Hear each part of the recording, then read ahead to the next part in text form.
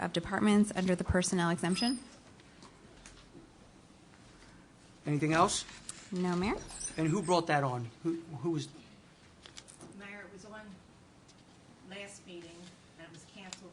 Got it. And it was forgotten, and I didn't want to vote against Okay. this one. Thank you, Regina.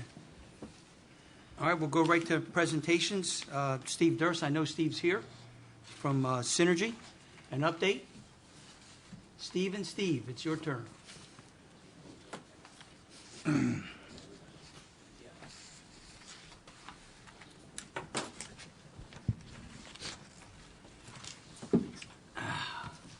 Thank you. Thank you, Steve. Thanks, Steve.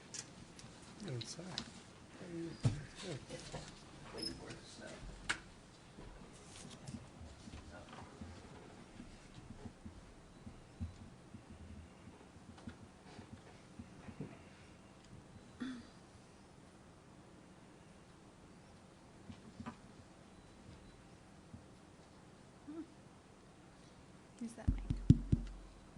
Make sure you use the mic.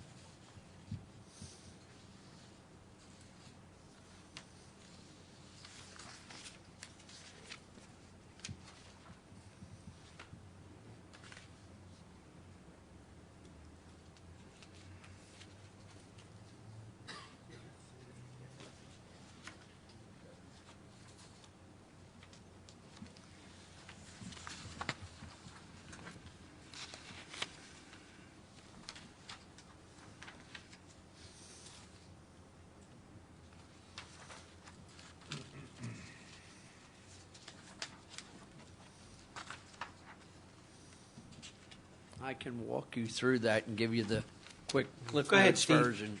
Thank you. But I wanted you to have that so you could study it and understand where we've been for the past months and what we're up to. Steve, I know who you are, but just go ahead and reintroduce yourself. Steve please. Durst, 23 Oakwood Drive, Thank you. member of Synergy LLC. We received temporary interconnection approval from Atlantic City Electric over a lengthy period. As I mentioned somewhere in those letters to Joe Durella and then to President Fiordalicio of BPU, at least 20 emails back and forth, and we had a lot of assistance from Vince Mayone. In any event, at some point, was it Marianne Phillips? Marianne Phillips is a member of the Green team at ACE, said, why are you guys pushing this thing so hard? Do you realize that you only get retail credit for the power that you produce on the first meter, which is what's referred to as the host meter, the meter that exists on the little soccer building, and it's limited to 250 kW. Our project is a megawatt beyond that and a total of 7 meters. And basically, what ACE is saying is that you get retail credit equal to the 5.9 cents that's in our power purchase agreement with Millville. But after that, even though the city would be paying us 5.9 cents, the excess energy has to go back to ACE at the wholesale rate, which is 3 cents. In other words, it's suicide. You wouldn't do it. You wouldn't do it. We wouldn't do it. It wouldn't happen.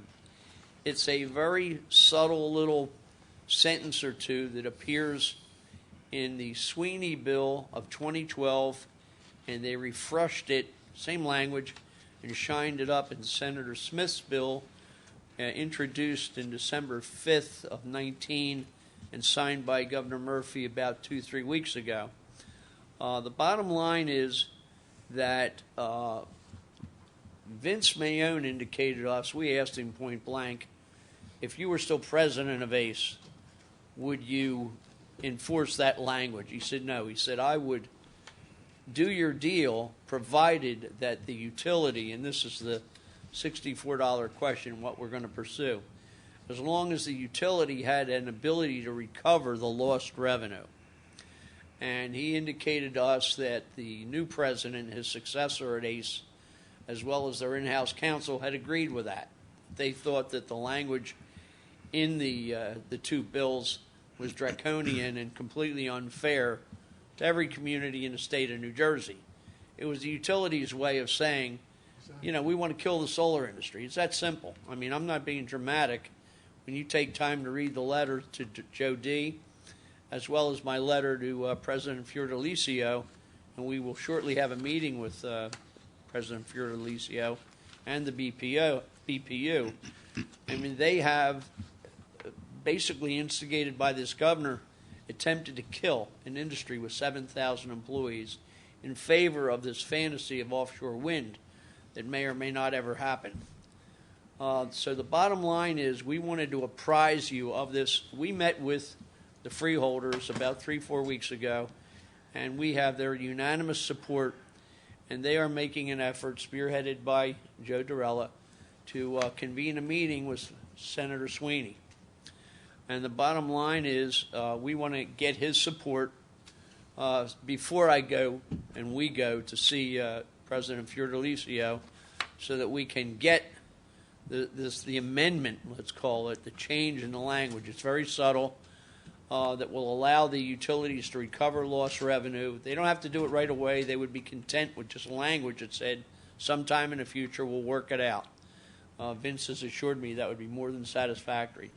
So I wanted to apprise you of that, because it's been a while and we're battling our heads off. It means many millions of dollars to the city. I mean, our project is $10 million to the city, $250,000 a year average over 40 years. The schools would be 5 times that. So this is a lot of money. And very, very fair to the citizens of the towns that we endeavor to do this in. So we wanted you to hear it from us and understand it and have the ability to ask us any questions. We'll fill you in. That's it. Joe? Has ACE figured out a way to regain that lost revenue? I mean, you're talking about millions and millions and millions of dollars throughout the state. Well, throughout the state. Well, first of all, when they passed what they call the ANEMS, the Aggregated Net Electric Metering Amendment, and it's on about the 6th or 7th page of the exhibits that you have in that package I gave you, you'll see that number 6 specifies a special category for municipal facilities, schools, and so forth. That was at our request after numerous meetings with the BPU. And that was dated, you look at the bottom of the page, and you'll see that was dated in March of 19. Very quietly, on page 2, I guess it is, of that same 9-page exhibit, at the bottom of the page is a little tiny footnote dated May of 19, several months later, where they just quietly snuck in the language that retail credit will only go to the host meter. I mean, it was a poison pill. And that was voted on by this, I guess That was, yeah. And I'll bare my soul here. I'm not going to hold back because there's no reason to hold back. I sent a not pleasant message to I guess, Representative Van Drew at this point, indicating that I would like to be removed from his list of contributors, backers, and whatnot. And he called me because we'd always had a decent relationship. And he said, "What's the problem?" He said, "This Trump." I said, "No, it's got nothing to do with Trump. I don't care who you vote for or don't vote for. It's got to do with you sat in that legislature a year ago, along with everybody else, while you killed an industry with 7,000 employees in the state of New Jersey." Unbelievable. And he was silent for about 30 seconds, and his reply was very striking to me. He said, "Steve, they lied to us." And I was speechless with that. Reminds me of a lot of World War II documentaries I watched about Germany. Having said that, they were sold a bill of goods. It starts in the governor's office, and we're going to do our best at the BPU to reverse that so that towns like Millville, Good luck. Bridgeton, where we have a The whole possible state, is what transaction. you're saying. I'm sorry? The whole state is affected by The this. entire, oh yeah, this isn't just And that's school Cumberland districts and County. municipalities that need the savings. This and the is the statewide. They created Steve Trumbo, 930 Federal Ave, Franklinville, also a member of Synergy. They created the language in the document that you have there that specifically says municipalities, school boards. They cut out, they framed it out for us. And then they came back later and added a little sentence afterwards and said, but the host meter is actually the only one that saves the money. Everybody else has to be paid whatever the retail price is, ACE's retail price. So why would anybody And AC makes spend them the money now. and do a solar field? If I'm to get understanding retail it, price? ACE gets the benefit of generating solar energy. They take it all. Here's in our discussions with Vince, here's where the ACE's problem is, all right? Their problem is they would lose the delivery charges for those 7 meters that we were going to affect, right? And so let's just say that their whole infrastructure was supported by 100 meters, and now they're going to lose 7 of them. But they still have to support that same infrastructure with the same amount of money. So they look at it like we're taking money out of their coffer by taking customers away from their participation in paying delivery fees. Does that make any sense? It does. Bottom line is we will work on finding a middle ground means of them recovering the revenues that they lose. I don't know what that is And that's just the yet. revenue they lose, would be the delivery fees on that, on those 7 meters. But if we can find that middle ground, they're perfectly willing to amend the language. Is there still room for profit and savings in giving them that delivery? Oh fee yeah, loss? nothing will change. In other words, we're not going to come back to you and say, "Hey, we've got a deal worked out, but it's half the savings that Right. we No, spoke to you about." No, everything stays the same. The delivery fees would be, okay, there would be a number. Right. Let's say it's And they want to recoup that $20,000 a year, okay? Well, that would go into a fund, whatever. pool, okay? And every ratepayer in the state would be paying, 1/10 of 1 penny of one, that's how they get it back. Do you see momentum building up from other players within the state itself? Are there other individuals that are basically backing what you guys? Trina is the largest panel manufacturer in the world. They have a development subsidiary in the United States. They happen to have 3 projects in Sweeney's home county, Gloucester County. And they have called us and said, "We're on board with you. Excellent. We'll go with you to the BPU. We want to join the meeting with Senator Sweeney." They were moving down the So same we're- road that we were moving down. We're mobilizing, some allies here. But to tell you the truth, there's a lot of people that just quietly go to their doom. We're not among them.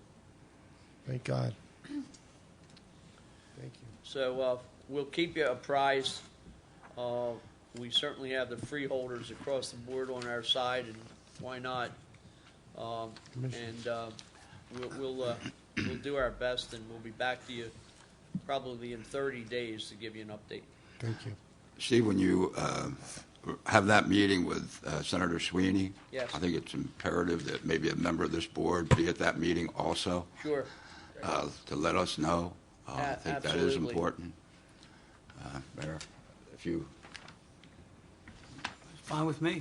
Yeah, no, we'd Yeah. like all the It help. would be great if the mayor could possibly make that meeting. I Yeah. suggest Pepitone be at that meeting. I would be happy to. Okay. So Okay.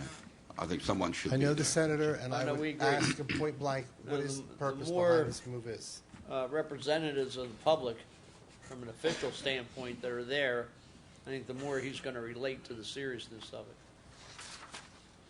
So keep me posted. Thank you, Mayor. Okay. Thank you for the time. Thank you, Steve and Steve.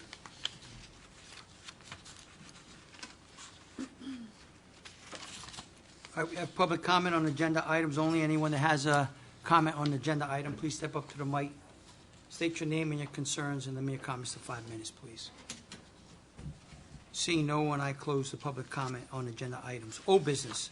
There's no old business, Mayor. Discussion of commissioners, Commissioner Cooper, None at this time, Mr. Mayor. Commissioner Pepitone, None at this time, Mayor. Commissioner Udalvis. Yes, Mr. Mayor, at this time, I would like to introduce Supervising Planner Samantha Silvers with a presentation to the Commissioners regarding an upcoming or prospective project with OmniTrax. As provided in a memo to the Commission to advise, OmniTrax has purchased the rail line in Millville over the past summer and have been looking to develop a rail-side transloading facility where local businesses who do not currently have access to rail can use for loading and unloading goods by rail. At this time, I will go ahead and hand over the presentation item to Ms. Silvers so that she can provide the Commission with some of the considerations and some of the items that the city would look for. Hello, Commissioners. I will be pretty Yeah, use brief. the I just microphone. figured, what's that? Can't hear me? Better? I figured the best way to do this was in a little proposal, but it's not that long. But I thought pictures would help. So the site we're talking about is 416 South 15th Street. This is currently the city's public works facility. OmniTrax has been looking in the county for a transloading site. They had approached me a couple weeks ago with this site in mind. They checked out other private ones. I don't believe this is the only one on the table. I think they're still researching others, but this one comes to the top of their list because of the infrastructure that's already in place. I've outlined in yellow the actual lot lines of the property. The portion of the property that we're talking about is in the very southern corner where it's more of just a field. This is the tax map version of that yellow outline. You'll see the main entrance for the site for city employees is the arrow that goes from 15th Street to 14th Street. This is a little bit zoomed in photo of more of the area of the particular lot that we're talking about. The two green arrows are just a photo reference. So the first arrow to the left is coming into the driveway where basically the Public Works facility and warehouse ends. And then the second arrow further down the screen is just in the field looking directly at the railroad. So if I go back here, this is, I believe the image is from March of 2019. So you can see that there's some auto storage, which I believe is part of the city's impound lot. There's some secured fencing area. The proposal really did kind of touch a little bit on each one of the departments. That's why we're bringing it forward. That way everybody can kind of think about it. They would just want to lease a portion of the lot, but since there's the Public Works facility, it's a police impound lot, the lease would come on revenue and finance. It's an economic development project, and Parks and Public Property, we own the land. So that's why we're kind of presenting it in this way. This is just generally a rough sketch from OmniTrax of what the access to the lot would be. It's a little hard to see here because there's a very thin red line, but it would come through that 14th Street access through past the Public Works into the field. There is an existing track there already. Is that what you had said? Yeah. Do you see at the bottom of this picture the blue lines Right. and the white squares? The white rectangles are rail cars. Okay, gotcha. There's actually a second, you'll see two blue lines. There is an actual siding that goes kind of like into the warehouse almost. So without using the warehouse, I don't really think they can use that second siding. So they would just be loading and unloading trucks from the main rail. Just some notes in general from having some brief conversations with them. This line that they've proposed is not set in stone, and obviously that impound lot and the cars are not in this photo. That's an older aerial photo that they had access to. So this exact circulation plan is not what would happen. But ultimately, this is a generalized concept. They'd come in, the truck would need to have a big turn radius and go back out. They would install a truck scale somewhere in between there. And that green box is basically just a temporary construction trailer that would be used for an office for 1 to 2 employees that would be on site. This, in general, is a temporary setup. That's kind of why they liked the location, because the infrastructure was in place, gives them a spot to land, and gives them a spot to solicit business, see how much it grows, see if they want to do a permanent location somewhere else, here, whatever the option might be. The space would be leased, and like I said, just a portion of it staffed. They would need to do some improvements to the actual access to the site, which would benefit the city site.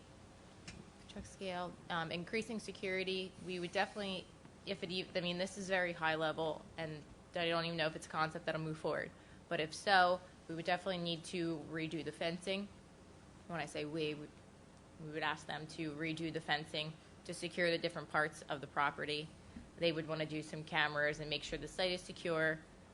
In general, it's secure, but also secure from pedestrian access. The warehouse, it's not something they need. If there is space, they would like to talk about using it, but I would say for the most part, the materials that would be coming in and out don't necessarily need inside storage. They're not, they're weather resistant or in a weather resistant container. They don't have, we would work into a lease that we wouldn't be accepting materials that are hazardous materials or anything like that. And the equipment, they wouldn't be permanently installing anything. The different equipment that would be used to load and unload the trucks would just be temporary equipment. I asked them for a few examples of other sites that to kind of just compare to. This is a site in Clearbrook, Virginia, kind of actually laid out similar to our site, a long linear warehouse. They're just kind of accessing past it. That purple line is the truck route with a turnaround. They unload the cars and go back out the site. This is a site in Rockford, and it's a little far away now, but the little white dots are just storage materials. Could be pallets of different materials. That was it. So if you guys have any questions, they did say probably maximum 20 trucks a day. So I think for me, the biggest concern would be the access to the site and the conflicts that might arise between how we use the site and how they would use the site. It is, the entrance that we use is gated and mechanically operated by security cards, so could be, I think the benefit to the application is that they are proposing to staff the site, so maybe there's something that could be worked out with how the staff on site receive trucks. Maybe the hours match up with whatever our hours are. But there's lots of questions that would come up in how you would use the site. But I wanted to give you the information. I can send you guys the proposal and see if it's something that you want to move No, forward. I do. And the purpose of them coming in and utilizing the warehouse is like to take stuff in, warehouse it, and the trucks come and basically distribute it, like a distribution station. Yeah, so I don't think the demand is probably that high for that type of a use around Maybe here. yet, if we establish it. Yeah. I know the businesses that we've reached out to are probably not indoor storage types of material, but I don't know Gotcha. that. We'll Say- hear more about this? I'm sorry, Mayor. Well, they wanted, when I talked with Omnitrax, since I said it was across the 5 commissioners, I wanted to get the general consensus. If it's something you want to move forward, have a little bit discussion. If you're open to it, then whoever you want to be the point person to contact with them. Because like I said, there's some considerations with this particular site. And they lease the property, we retain ownership of it. Oh, yeah. Mm-hmm. And like it's a kind of a temporary setting. Just so, see how it works. Yeah, see how it works. They don't have to put, clear trees. That's one thing. I'm sure a lot of the other sites along the rail are all wooded. Mm-hmm. They're not developed. And so that's a plus. It's already a field. We have drainage. We have stormwater basins there. There's lighting. There's electric. There's water and gas to the site. I don't know how far it goes into the site, but that infrastructure is in place. So as a temporary setup, it's ideal for them. But I think, like I said, the biggest consideration is probably really that the conflicts that might arise between the two different access to the site. And they would have to go to the planning board, and then their If they're going to do improvements, right. yeah. And their engineers would work with the city's engineering department. So I think that at the end of the day, you would know whether it's going to work out or not. I don't see a downside. Sam, what kind of square footage are they talking about totally? To be honest, I don't really think we've talked about it. No numbers on that? Yeah. I'm only looking at I think I measured it before. the impact on traffic with people on 15th Street. Right. So if we would come off of Orange Street, instead of coming down 15 off of Main Street, I think would be a lot better. I know it's a turn there that might be a little bit difficult for truck drivers, but, There's trucks that, there's businesses that access right. I don't know if their it'd be that facilities much. through 15th, through Pineland. You're talking about 20 trucks a day? I don't know how many trucks those businesses have, but, I mean, as far as the turning is fine. Yeah. Okay. One of the businesses, well, there's two businesses that are expanding. They have direct access onto Wade Boulevard, but they do have a little bit of internal site restructuring that would help get some of their trucks off Got the it. road that are sometimes kind of blocking up traffic around there. One of the key deciding factors, I think, at this point in time is the fact that because of the fact that the impound lot that's on site was not taken into consideration due to the aerial views that were available to Omnitrax at the time, there are many other feasibility studies that they would have to also conduct at this point moving forward. This is more of an informal concept review that before the commission to find out if it's one that also gains interest, but also to mention that one of the key contacts or the key points of contact for our department as public affairs would be the supervising planner, and then also determining perhaps someone within Parks and Public Property who would be another key point of contact in order to work cohesively in those initial discussions with Omnitrax to find out the feasibility. So perhaps Samantha Cruz from Parks and Public Property, someone who would also be able to collaborate with our supervising planner within those meetings in order to keep the commission also updated of different factors, and also from 15th Street, some representatives within the supervisor that would be able to also attend those meetings. So it would most certainly be that our professionals would start progressing with the feasibility of whether or not this transloading facility would work. But it's also it does also come at a very opportune moment, the fact that, Omnitrax is now being highlighted as being one of those outlets. We're seeing that they're interested in collaborating with local businesses. So it would be an excellent pilot program as well as a lease source of revenue that would also benefit the city if, in fact, the impact were not so detrimental to, day-to-day city operations with 15th Street. So at this point, if the commissioners are agreeable with moving forward and allowing our department to also help in spearheading this, it would also be helpful to maybe perhaps include our city administrator via email in a discussion where we can also appoint various stakeholders from each department who would be able to attend this, including finance and revenue from the lease end of it, to find out in terms of revenue and finance what the outcome should be aimed for in moving forward in discussions with Omnitrax. So if we can also relay that to Madam Clerk in order to make sure that we do have an action item to follow up on after this meeting, if each department were to provide, even from public safety, from a security standpoint, one representative per department who would be interested in participating in those discussions, it would be something that the commission and the public as well would be able to see the progress throughout this project, should the project continue to move forward, or should the project be deemed that it would be void and we would not be able to move forward. There doesn't seem to be a downside to looking into it at all. Absolutely. I'm just curious as to, I understand they have the other entities, one in Virginia that they have set up already. Yeah. I'm just curious as to the amount of revenue that they bring in at those other entities. I know it's premature at this point, but if we have any idea of that. On the lease side, you mean, or on the transloading user? The transloading. I can find it out. Yeah, I haven't asked the question. Any other questions for Sam? Thanks. Like I said, Thank you, Sam. They are looking at other Sure. sites as well, so I can't say that they're ready to pull the trigger right now. But I think you have a go from this commission. yeah, at least I believe can so. tell them that in general we'd like to have more discussion about it. Okay. Nice job, Sam. Thank you. Thanks, Sam. Commissioner, And that is the conclusion of my report. Thank you, Mr. Mayor. Vice Mayor. Not at this time, Mr. Mayor. And I have nothing. We'll go right into new business, please. There's no new business, Mayor? We've reached the public comment portion of the meeting. Anyone would like to address this commission, go to the podium, state your name and address your concerns, and please limit your comments to 5 minutes, please. Seeing no one, I close the public portion of this meeting. We go right into the resolution. Okay, we have a resolution authorizing a closed session to discuss the following matter: contract negotiations, possible sale of Block 491, Lot 4, South 14th Street, and under personnel matters, we have the administrative audit of all departments.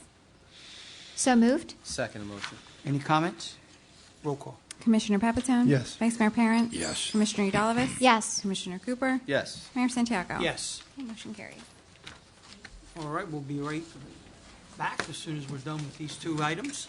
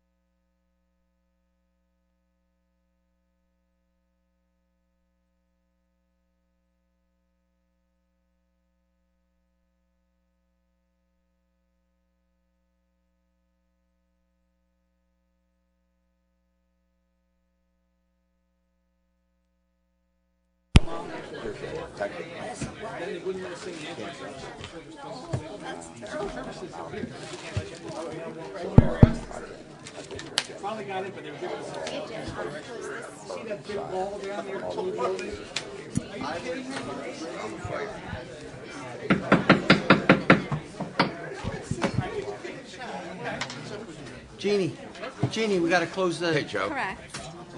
Can I motion to close the work session? So moved. Second? Any All in comments? favor? All? Aye? Aye. Aye, in favor, okay. Thank you. 2020, 7 p.m. I call this meeting in order. Roll call. Mayor Santiago. Here. Commissioner Pepitone. Here. Vice Mayor Parent. Here. Commissioner Udalvis. Here. Commissioner Cooper. Here. We have the invocation by Pastor Brian Wheaton from the Gospel Outbound to deliver the invocation, followed by the salute to the flag. Pastor, can we all rise, please? Would you pray with me? We thank you, Lord, that you have established governing authorities for our benefit.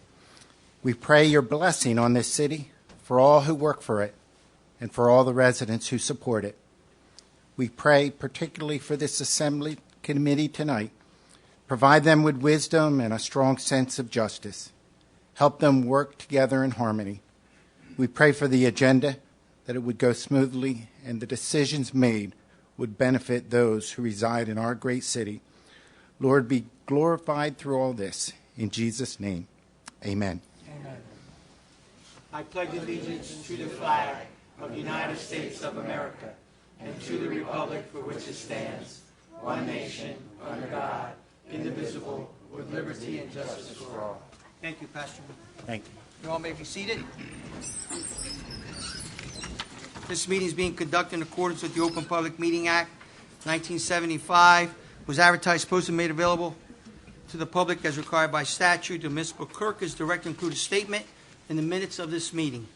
Madam Clerk, are there any review changes to this agenda? Only one. We just had the removal of a presentation, item 2, due to a scheduling conflict, which arose with the county clerk. Thank you. Go right into resolutions, please. Okay. We have a resolution authorizing to increase the calendar year 2020 temporary budget appropriation. Mr. Mayor, move the adoption of this resolution. Second the motion? Any comments? Yes, Mr. Mayor, and having spoken with our city administrator and having also spoken with our chief financial officer, I know that we have an update regarding why the temporary budget appropriations are being passed at this meeting in regard to the timeline for the budget itself, in addition to some of the grant funds that the city of Millville is able to draw down in order to cover those expenses. Marcy's gone, right? She I is wanna gone. speak, because it's actually Marcy's budget. This is just to explain, this is a normal procedure. If you're going to get into the month of March, you've only appropriated 26% of your budget. In addition, there's been some grants that come through at the beginning of the year that Marcy wants to bring into the budget for projects that we can start to spend the money on. So that was the reason for the temporary appropriations tonight. Thank you very much, Madam Administrator. Anyone else?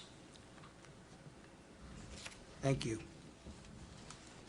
Roll call. Commissioner Pepitone. Yes. Vice Mayor Parent. Yes. Commissioner Udalvis. Yes. Commissioner Cooper. Yes. Mayor Santiago. Yes. Motion carries. Mr. Mayor, move the bills be paid after properly certified. Second the motion? Any comments? Roll call. Commissioner Pepitone. Yes. Vice Mayor Parent. Yes. Commissioner Udalvis. Yes. Commissioner Cooper. Yes. Mayor Santiago. Yes. Motion carries. So, Mr. Mayor, motion to approve and dispense with the reading of the following minutes and to proceed with the regular order of business. The work session, February 4th, regular session, closed session. Second the motion? Any comments? Roll call. Commissioner Pepitone. Yes. Vice Mayor Parent. Yes. Commissioner Udalvis. Yes. Commissioner Cooper. Yes. Mayor Santiago. I believe I have to abstain. I wasn't here last meeting, right? Very good. Thank you. Presentations, please. Okay, we have a proclamation to be presented to Police Officer Susan Taylor in recognition of her retirement.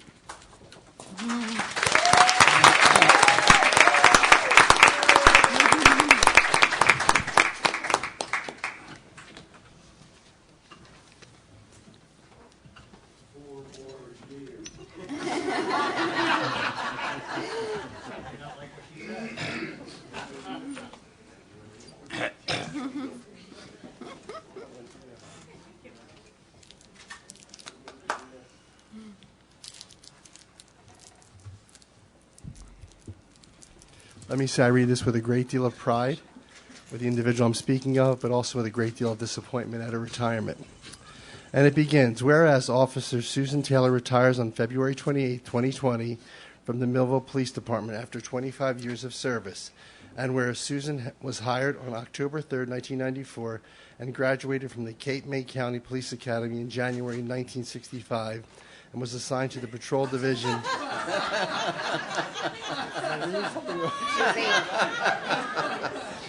Thereafter, in 2012, Susan was assigned to the task of Juvenile Officer, SRO, School Resource Officer, and whereas Susan provided dedicated service to the Millville Police Department in many capacities, including being the PAL Secretary and the PAL member for several years, Director of Cumberland County Police Youth Week camp since 2010, organizing the city's first national night out, supervising the crossing guards in charge of training and scheduling them, assisting in the Millville Police Chaplain Program, and advising the Millville Police Explorer Post for the past 8 years. Wow.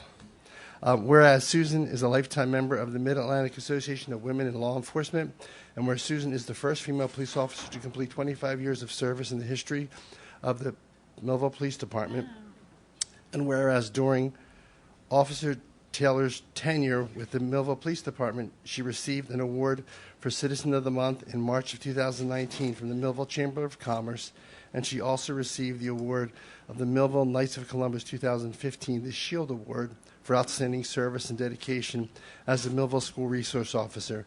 And whereas Susan will be inducted to the Cumberland County Women's Hall of Fame in April 2020, and where Susan has been married to her husband Sherman for 18 years in April and is the proud mom of her son and daughter-in-law Chuck and Tina Scarpa.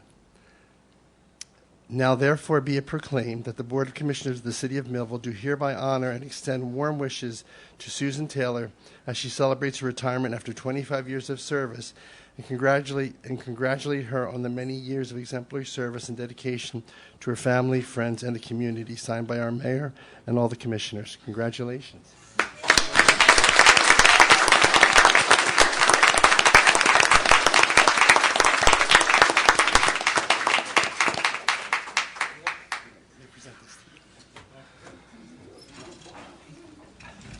I just want to say thank you very much, Commission. That proclamation was very well deserved. Well, Sue, I'm very happy for you. You know, I say this to some of the guys and girls that do retire. Not many girls, but you made it. And, you know, I'm very proud of, as the proclamation said, there was a lot of achievements she made. And, you know, Sue, she's the first female that actually went the whole distance of 25 years. I believe it was October of 1994 she came onto the department. And what can I say? She was my right-hand arm for our youth, and she's proven that. She's one of our school resource officers. She helps with our Cumberland County Positive Youth Development Corporation. She's also a liaison with our chaplaincy program. She helps out with all of our crossing guards and gets them trained, and works with HR with that.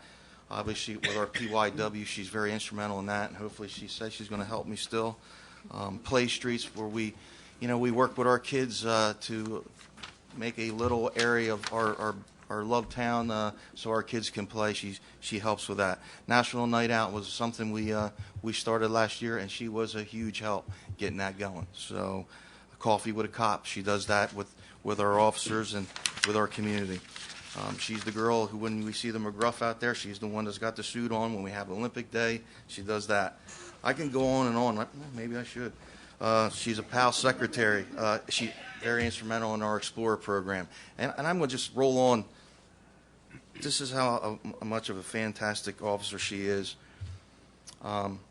As indicated in the proclamation, she also was inducted, one of 3 girls, for the Cumberland County Women's Hall of Fame. And it's kind of a program where you're a mentor, you do some kind of good for young ladies, and she's done that not once but twice. And she mentored in our Police Youth Week one of our officers, who's Catherine Shipley. She was a very young lady, and she became a police officer, and she was inspired by Sue, and she also is now one of our detectives.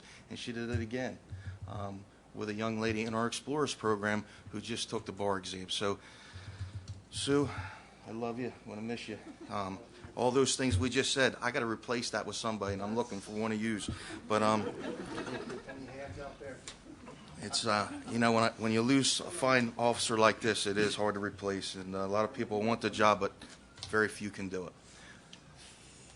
Love you.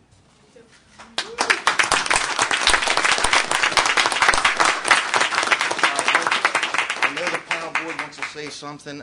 Steve Burke is one of our panel board members. I know he wants to talk on behalf of Sue as well. Can you please come on?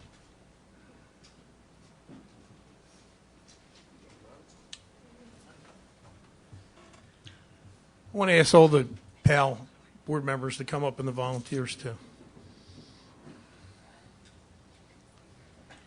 And I want to, since I have an opportunity to get the pulpit here, I want to publicly thank the mayor and the commissioners for their never-ending support of PAL organization and its activities.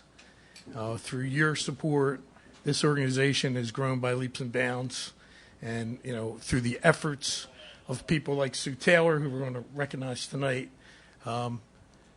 we've been able to provide what I think is some outstanding activities for the youth here in Millville. And Sue, this is one thing, my conversation with the police chief, he talks about policing. Policing isn't just enforcing the laws, it's also about integrating yourself into the community and the fabric of the community to try to make a better place for the people that you serve. Sue represents that type of policing, and we're so proud of her. We recognize it's her time to retire, but we're going to miss her, and as the chief said, very hard to fill some of the things that she's been doing. And I'm going to ask Cindy Angelo, who's our secretary, or treasurer rather, to talk a little bit about, and we have a gift for you, Sid. Right.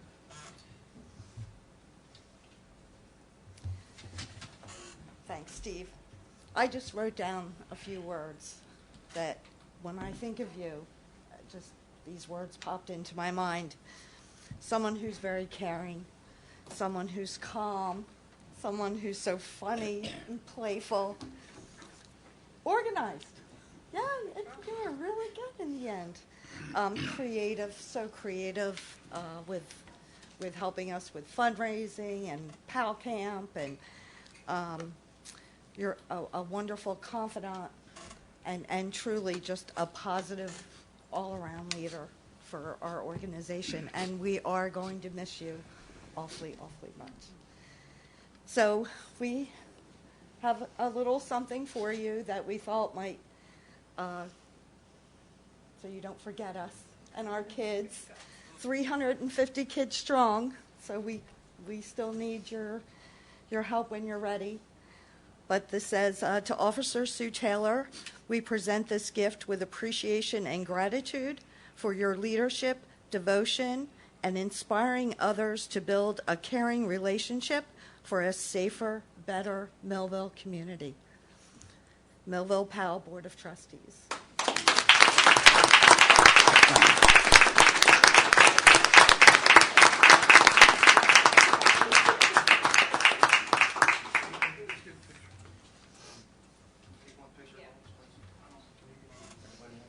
Can we get the commissioners to come up? Yeah. We got enough room. No, you good? Come on. Never miss an opportunity for a picture. Come on. Pen and ready.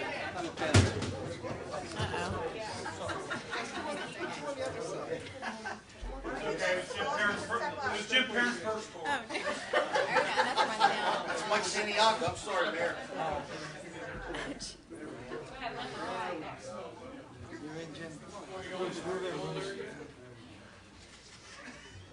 Don't move, because I'm going to do it over here. No, I just don't want it to come. Okay.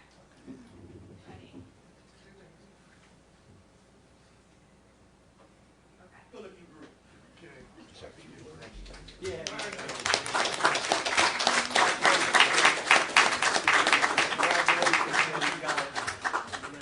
Hey. That picture of that phone. I know. No, they're putting it back up. Okay. A lot of pictures have been flying.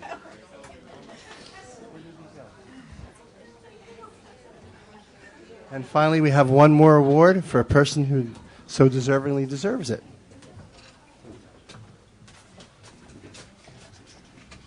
My name's Dean Infrere. I have Action Signs and Awards here in Millville for the last 38 years. Worked for the city for 25 years in the fire department. Remember Sue when she just started. I remember Sue before she started, from the horse days. But I wanted to present something to her from us at Action Signs and Awards, because in our business, the awards business, it's all about achievement and how much achievement I watched her do over the years. So basically, I put on here Action Signs and Awards. We'd like to present this statue to Officer Sue Taylor of the Millville Police Department on her retirement from service. Presented 2/18/2020. Thanks for all you have done with our youth and citizens of Millville.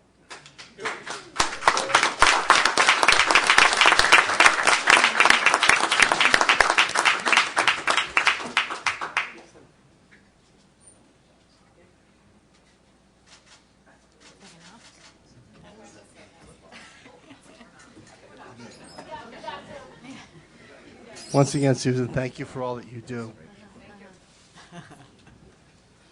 Say some words, Mayor. Yeah, you go. I'll finish up. Susan, we're not going to, 4 more years. Sue, we're not going to let you go yet, okay? But I just want to offer my appreciation, for the work that you've done. It's kind of unique. I did a little bit of part-time work at Lakeside Middle School, and to see the work and the admiration and love that the students have for you is just amazing. And the teachers themselves always praise you. So, it's you set a measuring stick out there, for whoever tries to follow you. But I've seen you in action, and, we're a huggy couple. And anytime we can get Joe Smith from the Daily Journal out here publicly now, you are a special person. Thanks, Joe.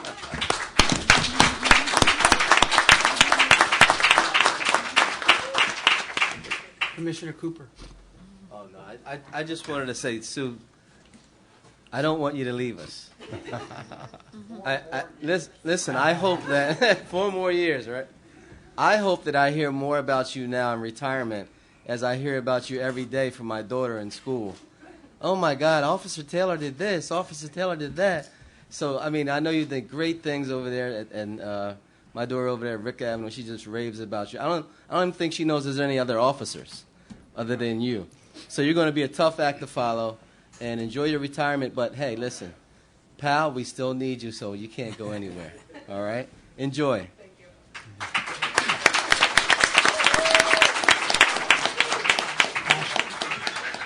Officer Taylor, I would just like to thank you. As a former Millville Public Schools teacher, I saw firsthand the impact that you made on all of our students' lives. It's an indelible imprint, and it's one that you've left not only as a legacy to the city of Millville, but to all of those students whose lives you touched. So thank you again. Enjoy your retirement.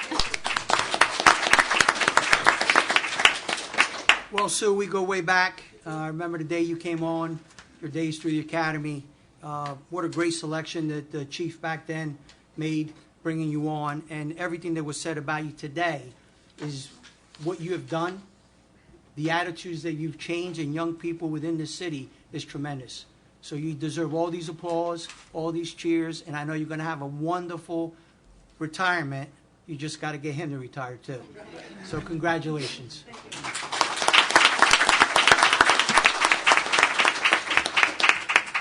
You guys want to stay for the meeting, you're more than welcome.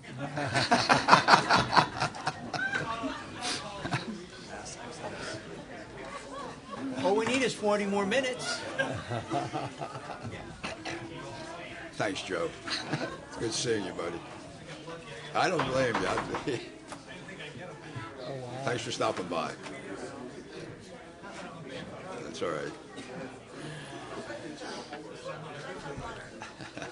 We lost the commissioner. Who Bruce. lose? We'll give him a few minutes. Okay.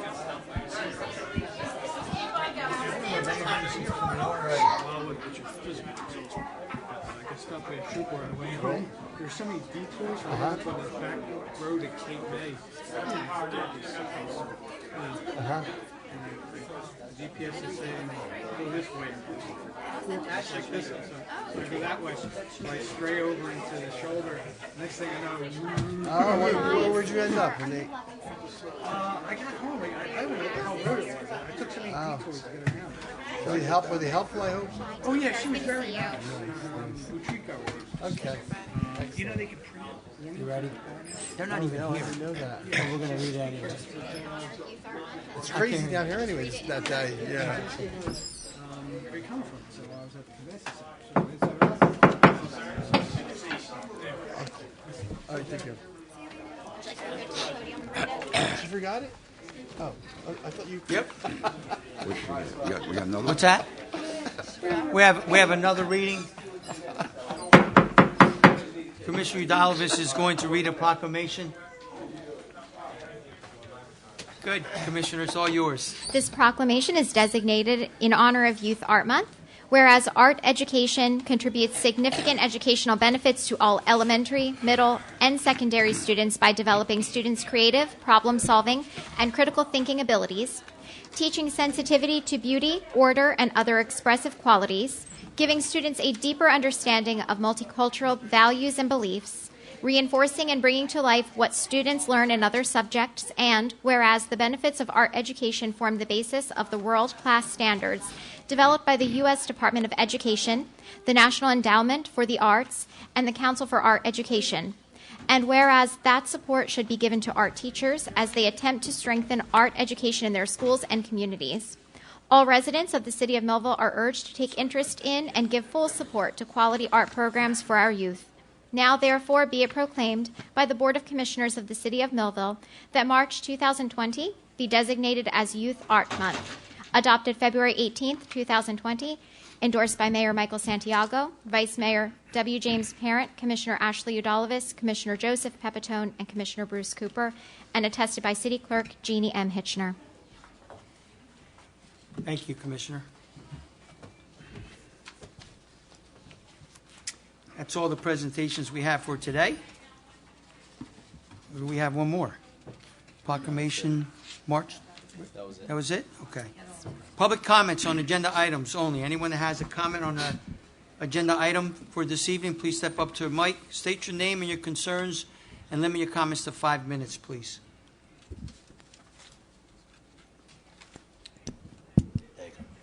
Good evening, Kirk Hewitt, Millville. I've been told sometimes when I think it's dangerous. A couple meetings ago, I mentioned about a comment I got from somebody in town about taxes, about how renters don't pay taxes. I started thinking, and I got dangerous again. This isn't anything against the commission. We know taxes got to go up at times. We know they got to go up this year to pay for our new ambulance squad. That's great. But it's, maybe educational. Not for you guys, for whoever might be watching. I got 2 tax bills here that I pay every year. And I sat down and I took those tax bills and I based it against one check I get a month being retired. A check that most everybody is going to get as they get older and some even at a younger age get, Social Security. So that check is $2,029 a month. I took my taxes that I pay to the city, the county, and Board of Education. I added them all up, and I pay $7,767.52 a year in property taxes. If you break that down, this is where things got dangerous. If you break that down into 52 weeks, I have to put aside $149.38 a week just to pay my property taxes. And this didn't come of this commission, not a prior commission or new commission later on. It came of just that dumb statement out in town that renters don't pay taxes. Hopefully maybe 1 or 2 people just wake up and realize, yeah, you do. Nothing comes free. You pay. And I said, this is proof to me that, yeah, sometimes when I think it gets dangerous because it makes me mad. It's not making me mad at you guys. You guys are doing your job. But it does. When you break it down like that, it makes you mad.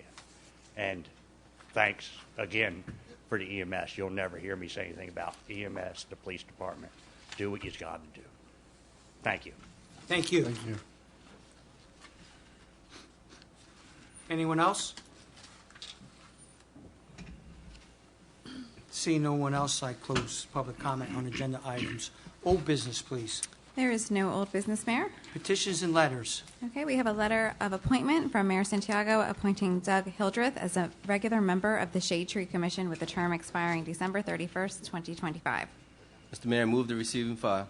Second the motion. Any comments?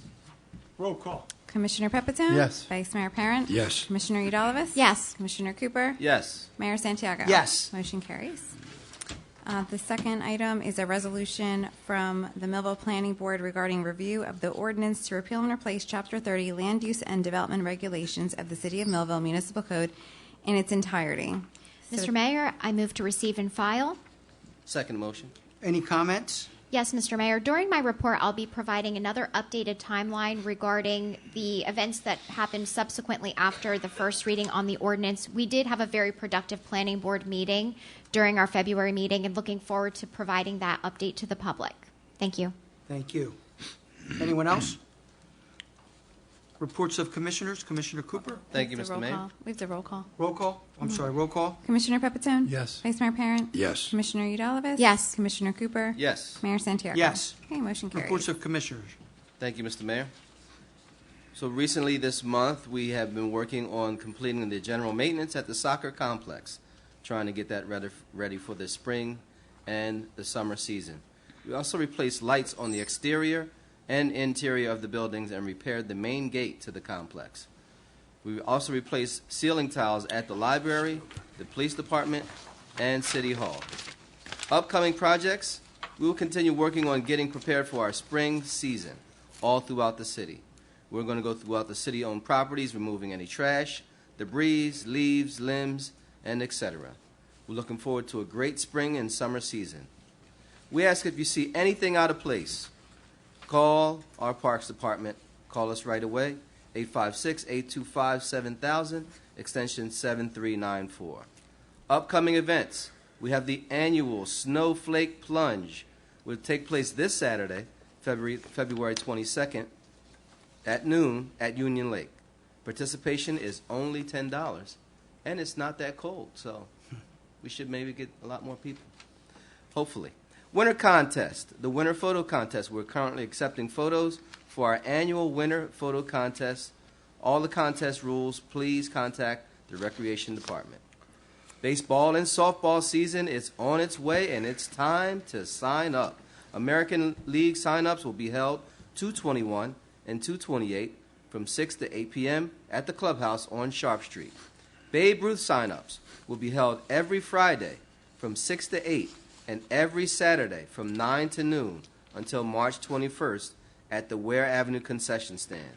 Last but not least, we can't forget about this, the girls' softball sign-ups will be held every Tuesday and Thursday, 6 to 8 p.m., Saturday, 9 to 12 during the month of February at the Rob Shannon Sports Complex. If you need any more information, call the Recreation Department, and do not forget Holly City Walking Club every Tuesday and Thursday, until May 28th, 6:30 to 7:30 at Lakeside Middle School. And with that, Mr. Mayor, moving forward. Thank you, Commissioner Cooper. Commissioner Pepitone. Yes, Mayor. I'm in receipt of the police department report for the month of January 2020, and also I'm in receipt of the fire report for the month of January 2020, and I request that they be received and filed. Second motion. Any comments? Roll call. Commissioner Pepitone? Yes. Vice Mayor Parent? Yes. Commissioner Udalvis? Yes. Commissioner Cooper? Yes. Mayor Santiago? Yes. Okay, motion carries. That's it, Mayor. Commissioner Udalvis. Thank you, Mr. Mayor. In regard to the Community Development Block Grant, the Department of Public Affairs reminds all citizens and interested social service provider applicants of the first public hearing on housing and community development needs in accordance with the Community Development Block Grant, also known as CDBG funds. Social service providers interested in applying for funds must attend the mandatory public hearing on Thursday, February 20th at 5:00 p.m. in the Richard C. McCarthy Commission Chamber on the 4th floor of City Hall in order to be considered for funding opportunities tied to community programs who demonstrate compliance with CDBG regulations.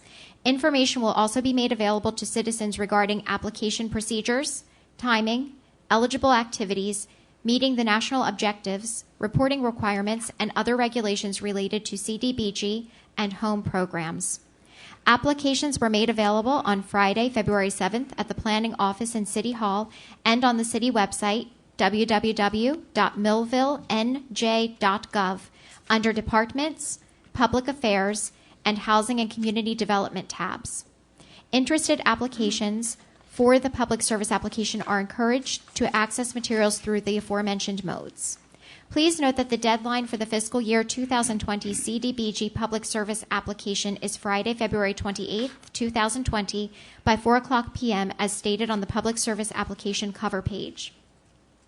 In regard to planning, the Department of Public Affairs recognizes and thanks the citizens of Millville who attended the February 10th meeting of the Planning Board to provide public feedback on the draft of the zoning ordinance as recommended for the Planning Board's review by the first reading on an ordinance at the February 4th meeting of the Board of Commissioners. The Planning Department will continue to receive public feedback from residents and the Planning Board. Utilizing feedback from the public and Planning Board to revise a draft, the supervising planner, in addition to the city's planning consultant, CME, will review items highlighted during the previous Planning Board meeting, including the Wawa Tract, in an effort to provide a revised first reading for the Commission's consideration by the earliest date of March 3rd, which would then be referred once again to the Planning Board to receive another public comment period at the March 9th meeting of the Planning Board. Due to the volume of highlighted items in the draft ordinance, please note the possibility that the first reading on the zoning ordinance may not be prepared for the March 3rd meeting of the Board of Commissioners, which would delay an official public comment period of the Planning Board until the April meeting if necessary. Please note that if the Planning Board were to hold a new public hearing at its March 9th meeting at the earliest opportunity, then a Planning Board report would be scheduled for discussion at a work session at the March 17th meeting of the Board of Commissioners in order to discuss the overview.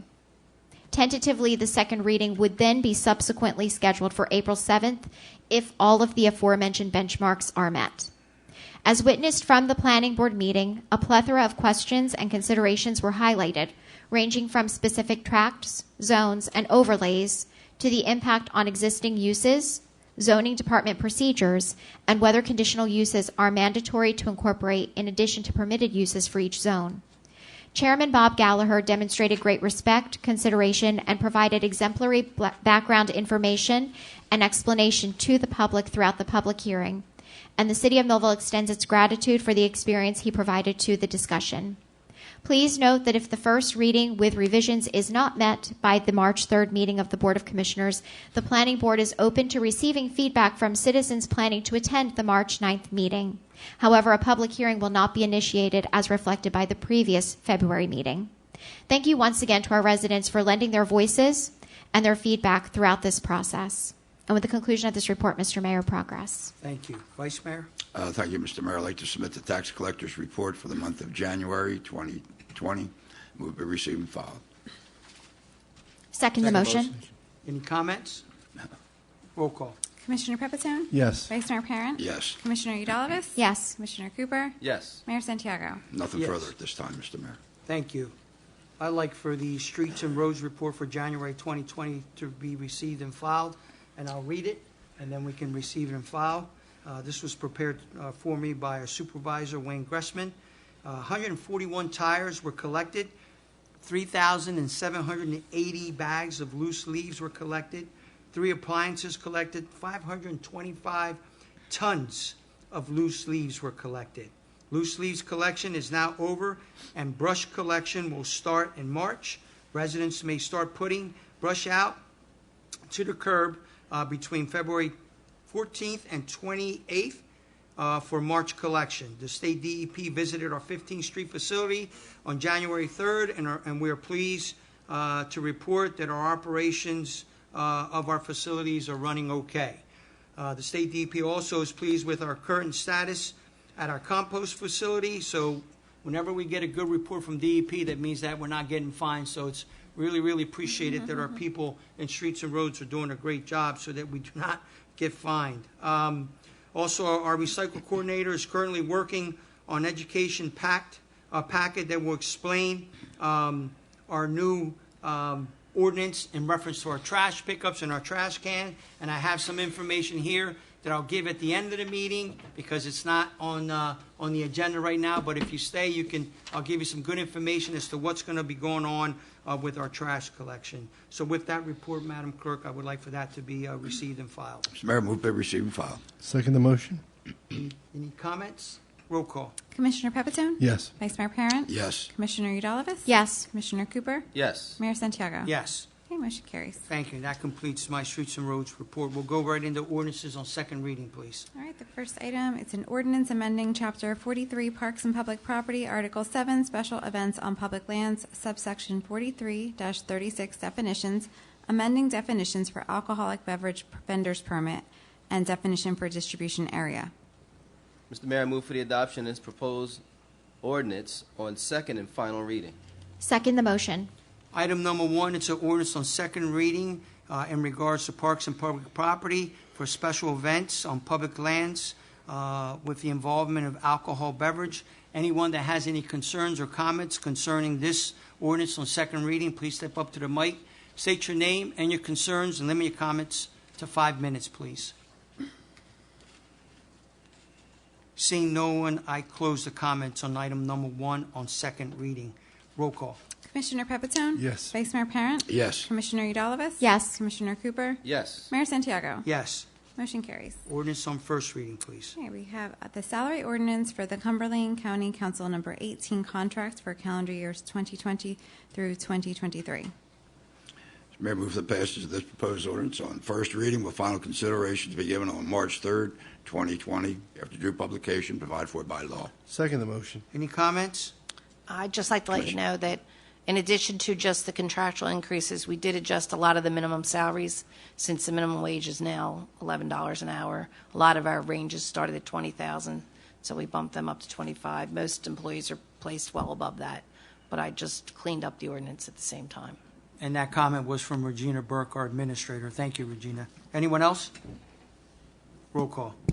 Commissioner Pepitone? Yes. Vice Mayor Parent? Yes. Commissioner Udalvis? Yes. Commissioner Cooper? Yes. Mayor Santiago? Yes.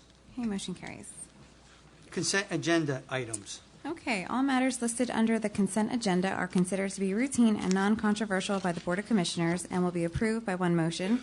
There will be no separate discussion of these items unless a governing body member so requests, in which case the item will be removed from the consent agenda and considered in its normal sequence on the agenda. So item one is a resolution certifying the list of volunteer firefighters who have qualified for the Length of Service Award Program LOSAP benefit for the year 2019. Resolution authorizing adjustments in the tax and utility records. Resolution approving a discharge of mortgage executed by Philip Poulter for property located at 6 East Green Street, Block 296, Lot 20. Resolution approving a discharge of mortgage executed by Betty Jones for property located at 915 North 4th Street, Block 316, Lot 7. Resolution approving a discharge of mortgage executed by James R. Clawwitter and Dawn E. Clawwitter for property located at 547 Columbia Avenue, Block 353, Lot 15. Resolution approving a discharge of mortgage executed by Joseph Lienzo for property located at 15 Depot Street, Block 312, Lot 15. Item 7 is a resolution approving a discharge of mortgage executed by Lois Schwegel for property located at 1308 Cedar Street, Block 70.04, Lot 32. Resolution approving a discharge of mortgage executed by Terrence T. Taylor and Rosemary K. Taylor for property located at 208 North Sharp Street, Block 253, Lot 10. Item 9 is a resolution approving a discharge of mortgage executed by David and Christine Talbert for property located at 325 South 5th Street, Block 465, Lot 10. Item 10 is a resolution approving a discharge of mortgage executed by Connie J. Toomey and Thomas M. Dilks for property located at 306 South 5th Street, Block 472, Lot 3. Item 11 is a resolution authorizing special assessment of municipal liens for certain properties due to expenses incurred by the City of Millville relating to Board and Secure, plus administrative fees in accordance with Chapter 11, Article 1, subsection 11-6 of the Municipal Code. Item 12 is a resolution amending Resolution Number 70-2020, approved on February 4, 2020, due to a typographical error in the term of agreement between the City of Millville and Cumberland Council Number 18, correcting said term to reflect for the years 2020 through 2023. Mr. Mayor, I move for the adoption of resolutions contained on the consent agenda. Second the motion. Any comments? Roll call. Commissioner Pepitone? Yes. Vice Mayor Parent? Yes. Commissioner Udalvis? Yes. Commissioner Cooper? Yes. Mayor Santiago? Yes. Motion carries. Resolutions, please. Okay, we have a resolution authorizing award of bid to Standard Pipe Services LLC for the project entitled Sanitary Sewer Rehabilitation Project in the amount of $219,060, available through Municipal Bond Ordinance Number 36-2019. With that, Mr. Mayor, I have a certification of availability of funds to Marcellus Shepard, the amount of $219,060. I move for the adoption of this resolution. Second the motion. Any comments? Roll call. Commissioner Pepitone? Yes. Vice Mayor Parent? Yes. Commissioner Udalvis? Yes. Commissioner Cooper? Yes. Mayor Santiago? Yes. Motion carries. Item 3 is a resolution authorizing First Amendment to professional services contract with Municipal Code Enforcement adopted by Resolution Number 60-2020 on January 21st, 2020, electrical subcode services for the purpose of increasing amount of contract from $2,200 to $14,200. Mr. Mayor, with that, I have certification of availability of funds in the amount of $12,000 from Chief Financial Officer Marcella Shepard, and I move for the adoption of this resolution. Second the motion. Any comments? Yes, Mr. Mayor. In order to provide an explanation, initially when the city had utilized services through municipal code enforcement in the past, in 2019, it pertained to elevator subcode official. Most recently, it's also applied to electrical subcode services. Once the NJDCA did assume responsibility for the elevator subcode official, we did have an existing contract. A shift in personnel and a vacancy in the position of electrical subcode official did require the city to utilize the remainder of that contract. Recent developments, and I know that our city administrator, in conjunction with personnel, can also attest to the fact that we do now have a new electrical subcode official whose hiring was effective as of today. So in terms of the remainder of the contract, it's very possible that this contract may not be utilized in the event that we should need any subcode official services throughout 2020. We know that we do have the funds that will be allocated for that. And Madam Administrator, if you have any additional facts. It's just that when a subcode official quits, it's very hard to get them replaced in time. So sometimes you do have to go out because by construction code, we have to get the inspections done within a certain amount of time. So. And when you don't have that type of person employed, you run into a lot of problems and complaints. Anything else, Commissioner? That would be all. Thank you, Mr. Mayor. Roll call. Commissioner Pepitone? Yes. Vice Mayor Parent? Yes. Commissioner Udalvis? Yes. Commissioner Cooper? Yes. Mayor Santiago? Yes. Motion carries. New business, please. I'm going to make a motion to authorize the following special event on public land applications. The 2020 Olympic Day Parade, sponsored by the Millville Board of Education, to be held on May 22nd, 2020, from 9:30 a.m. to 11 a.m. behind City Hall. Second the motion. Any comments? Roll call. Commissioner Pepitone? Yes. Vice Mayor Parent? Yes. Commissioner Udalvis? Yes. Commissioner Cooper? Yes. Mayor Santiago? Yes. Motion carries. Mr. Mayor, motion to authorize the city clerk to advertise, receive bids from a project known as Columbia Avenue Roadway Improvements on March 12th, 2020, 10 a.m., Richard C. McCarthy, Commission Chambers, 4th floor. Second the motion. Any comments? Roll call. Commissioner Pepitone? Yes. Vice Mayor Parent? Yes. Commissioner Udalvis? Yes. Commissioner Cooper? Yes. Mayor Santiago? Yes. Motion carries. We've now reached the public comment portion of our meeting. Anyone that would like to address this commission, please go to the podium, state your name, and address your concerns, and please limit your comments to 5 minutes, please.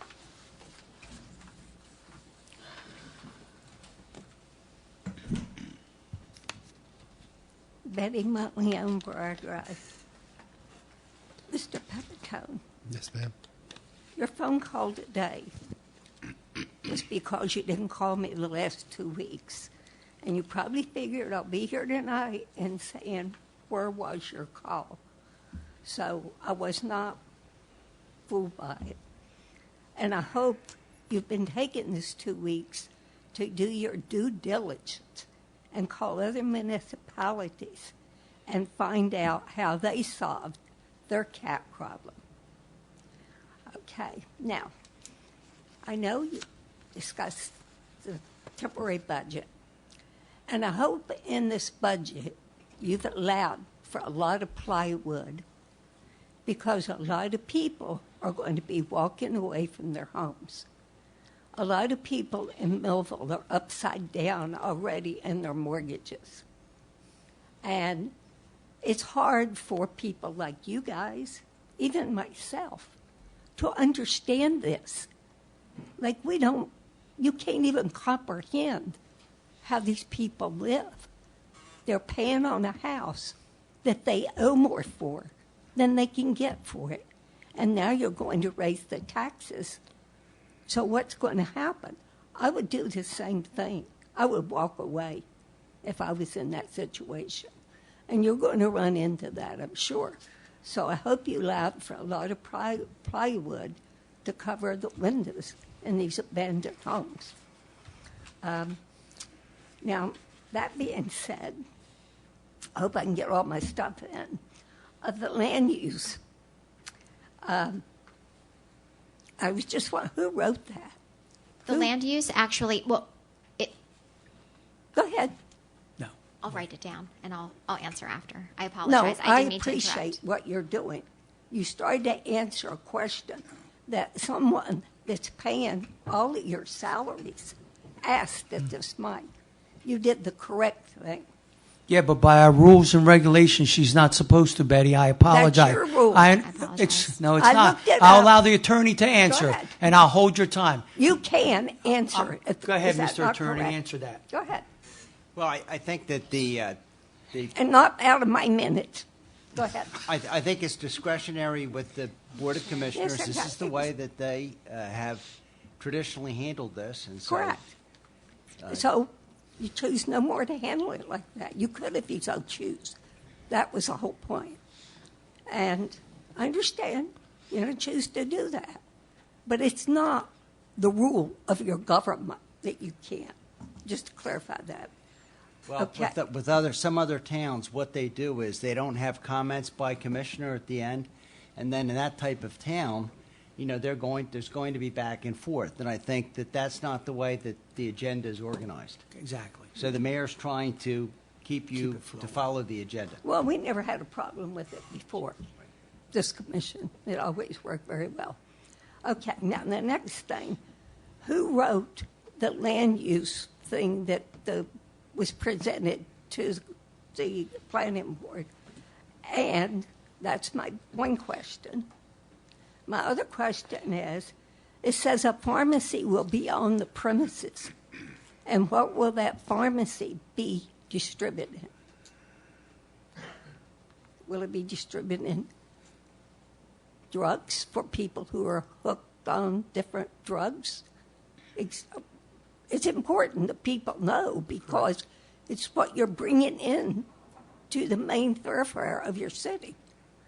Okay. Now, I appreciate at the last meeting you answered somewhat my question about Jim's lunch. And one of the answers was it's in litigation. Okay, I can appreciate that. But how can you litigate? The guy has no money. He didn't have any money when it fell. So how are you suing someone who's already broke? Because all you're going to do is generate more legal bills. So I stand here. I doubt my questions will get answered. But I keep trying. And, people tell me it's not going to do you any good. You're wasting your time. I hear that all the time. But see, I don't care if I waste my time. If I can get here, I will be here. Because if more people felt like that, this town would not be where it is today. Because the community can save their own town. You guys can't. It's obvious. The people can.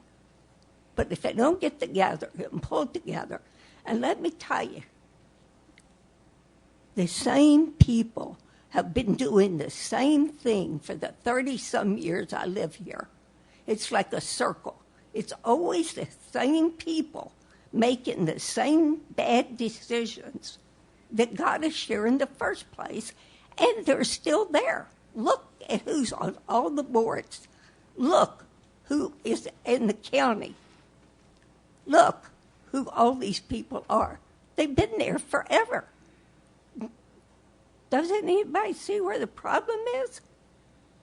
Without new ideas and new things, you're going to continue doing the bad decisions that's been made.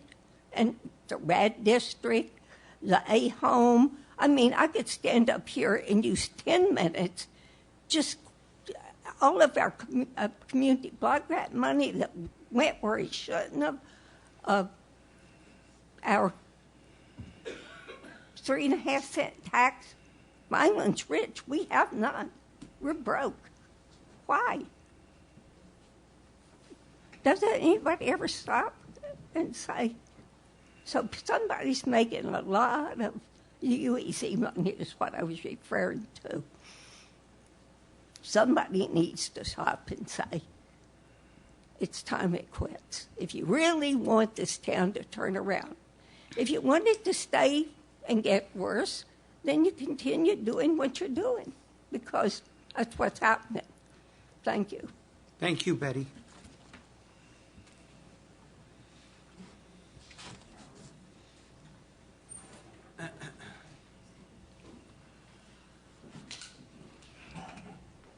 Cindy Cook, Valene, Millville. First of all, I would like to make sure everybody knows that tomorrow, February 19th, the Recovery on Wheels bus will be in Vineland. On February 25th, it will be back here in Millville at Papa Luigi's. They do more than just cater to people with drugs. There's a lot of things they do for community members, so I encourage people, if you need assistance with something, to go over there. Special thanks go out to Sean Connors and her group from Rise and Shine over at Holly City. Valentine's Day, a group of them came into Code Blue and spent an evening with our guests, helping the volunteers set up and get everything. This is incredible that these young kids, this is how they spent their Valentine's Day, helping our homeless. On February 15th, I've got to do another shout out to my incredible group of volunteers at Code Blue. February 15th, we had a fundraiser that was awesome at Sidelines. It was standing room only. In the middle of the evening, I got tapped on the shoulder. One of our volunteers had encountered a homeless person outside. Somehow she found this person. She knew to talk to him. She found out he was homeless. I got tapped on the shoulder. We invited him in. He was asked if he wanted something to eat. He sat. You wouldn't have known that he was a homeless person. He sat right with the freeholder. You know, and all the volunteers and everybody else just chatting away, having a good time. Meanwhile, I had been on the phone, and the only thing he asked was a ride to the shelter. After the evening was over, after everybody left, he was included in all the activities. Then we made sure he got back out to the shelter. So this is the diligence of our volunteers. They cared enough to notice that somebody that was standing away from everybody else outside just didn't seem quite with it. And because of that, I happened to be out at the shelter today, and I noticed he's still there. This Wednesday, Thursday, and Friday, Code Blue has been activated, so we will be having Code Blue. I got a telephone call the other night from Missouri. I'm raising some money. I don't know how many of you know him, but he was one of our homeless people for many, many years, Jason Motter. He was called Jay. He has graduated from the recovery program in Missouri. He is now a counselor, and they're throwing him a celebration party. So I've been asked if I can help raise money to help with that celebration party. I think this is incredible. He's been gone. He just recently spent his second Christmas away, and I'm so incredibly proud of this guy. I mean, he went from being a homeless person to now he's sharing a story with others and throughout the community in Missouri. And he hopes to come back to Millville someday for a visit. But he knows this isn't the right place for him. March 6th, Code Blue M25 Initiative will be having their annual sock hop at the Centerton Golf Course. And I want to give special thanks to our mayor, Michael Santiago, for agreeing to be one of our honorary co-chairs of the event. This is one of the biggest fundraisers we have, and we always look forward to it. So thank you, Mayor. You're welcome. That's all. Thank you.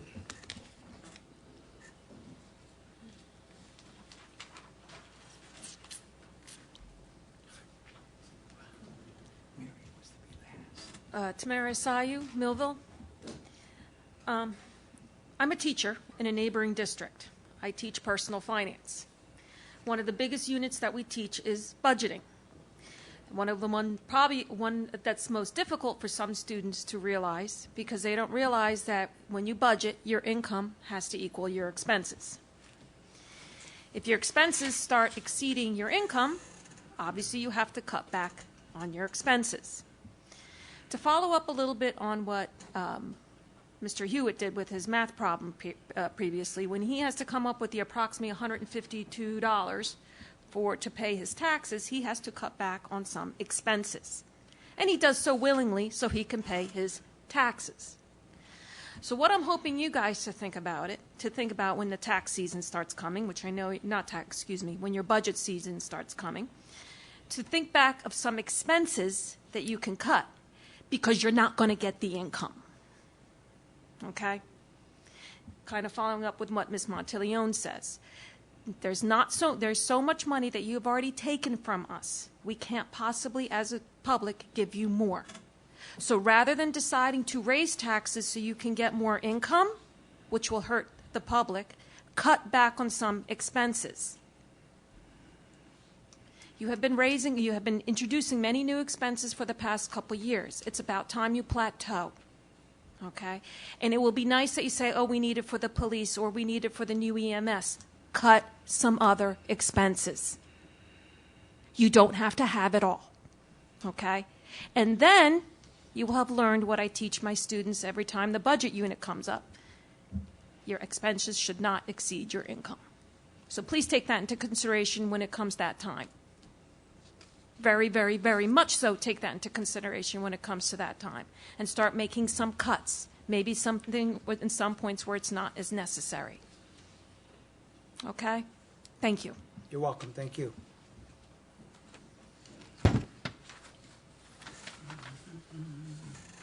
Good evening, everyone. Quan Boleg, Millville. I'm with the Holly City Youth Football League. I was here last meeting, and I appreciate everyone connecting with me afterwards. Mr. Russell, Commissioner Pepitone. Thank you, Commissioner Cooper, for reaching out to me by phone. Also, I want to give a special thank you to Commissioner Santiago, my daughter, 2 years ago. You supported her. She was going away to the Harvard program. She was 15 years old, and she went away for 7 weeks, and she was able to pick up some college credits, and she'll be leaving this summer. Congratulations. So I'm excited about that. She's been accepted to 3 out of her 7, colleges on her wish list. So we're excited as a family, and we appreciate your support in the past. I wanted to bring to your attention a proposal that I wanted to submit to the school board. I went to a school board meeting, I think it was the end of last month, and I spoke with the assistant superintendent, Ms. Snyder. I also reached out to some of the board members, Mr. McQuaid and Mr. Asalta. So the Holly City Youth Football League is a nonprofit organization. Our goal is to reach out to today's youth and to help them reach their future goals. The league is made up of players and cheerleaders in 1st through 8th grades. The league was set up with the purpose of providing the kids of Millville with a safe playing environment, the best equipment, and the best coaches. Our organization believes that safety is of the utmost importance to our youth in this sport. The HCYFL hopes to teach each player the basic fundamentals of football, sportsmanship, and self-esteem and leadership. Our organization is a perennial powerhouse and has won multiple conference, league, and national championships over the past several years. Our NISCA-certified volunteer coaches dedicate 10 to 15 hours weekly, teaching the participants we serve the value of hard work and how to humbly receive the rewards that follow. With all the success we have on the field, we believe it is of great importance that our participants have the same success in the classroom. We would like to partner with the Millville School District, also with the Commission, or have your support, and assist with combating low percentages of student achievement. So I presented to our board members the Student Athlete Tour. So our mission is we would like to assist the district with bringing early awareness of our of our county's School Counts program. The objective is for our volunteer coaches to partner with the Millville School District and to meet before the school break and encourage current and potential HCYFL athletes to continue to be model students both academically and behaviorally. And we would like to visit all the schools. That's Bacon, Holly Heights, Lakeside, Mount Pleasant, Rick Avenue, Silver Run, Memorial, Millville High, and the Thunderbolt Club, if possible.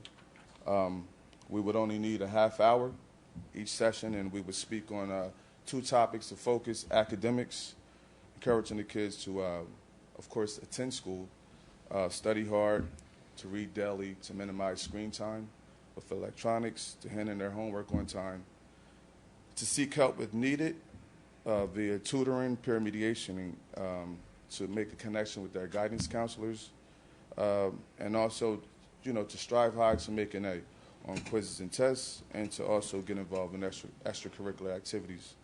Also, our area of focus is behavior.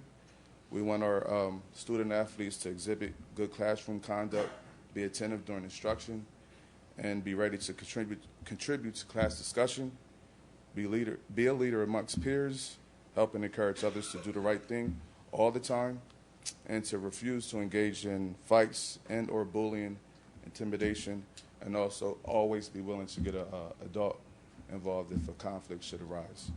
Our ultimate goal is for our organization, we agree that school performance is important now, and we're willing to help our student athletes become successful in the future. We would love for every student that comes to our program to at least know, apply, and be a candidate in the School Count Scholarship Program upon high school graduation. Also, we wanted to implement, Pop Warner has an academic requirement that we wanted to implement too, where students will be required to have at least a 2.0 GPA or the equivalent. They would submit a report card from the previous year during registration, and for students who would need help, we would put them on a program where we would have them submit progress reports throughout the season to get them on board, and we would track that. And we wanted to make sure that we're giving these kids an acknowledgement during the season. We usually have 175 kids. We had close to 160 boys and girls playing football, and our cheerleading our cheer team just got back involved. So we're looking to have close to 180 kids this upcoming season. Also, one of our future goals is for our school district to assist us with the HCYFL Academic Success Program. This program will reward players who have obtained merit roll or honor roll or the principal's list with a one-day fun field trip The plan is to secure funding for transportation, schedule a day visit to any college or university willing to partner with us, watch an off-season conditioning session or scrimmage, and have our players be recognized by the hosting institution's coaching staff or player. In closing, please consider the Holly City Youth Football League as a resource for support and assistance in all things related to empowering our student athletes. Thank you. Thank you, Quan. Anyone else?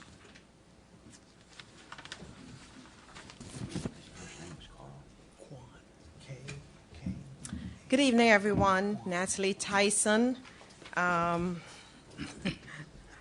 Sterling Place, Millville. Okay. My thought today is maturity in life. The key to effective living is the capacity and ability to manage the expected and the unexpected. We can check our maturity based on how well or how great we handle pressure, how we respond or react. Actually, the true person comes out under pressure. I don't care how much we think we've accomplished or how great we are, who we are, the essence of who we are, surfaces under pressure. So let us bear that in mind. Every pressure we face with, every difficulty, every hardship, every trying situation comes our way because we have the ability and the aptitude to overcome it and stay poised, okay? Again, who we are is reflected when we're under pressure. I want to encourage everybody for your contribution to the city of Millville, to those who work with the youth in the football, to those who work with the homeless, and even to Officer Taylor, who retired. The impact she's left and the legacy in the lives of everyone. To you commissioners, I want to encourage you. I know it is not easy sitting in that hot seat in the position what you do. To all of you, to the city workers, even to the attorney who represents the city. It's not easy, but you're there because you obviously have some key towards contributing to the city. And, I pray God's strength and grace to you to give you that wisdom and the grace to continue to do what you do and even to take the city to higher heights. God bless you, everyone, and just remember you have it within you to deal with anything that comes your way. Thank you. Thank you, Ms. Natalie.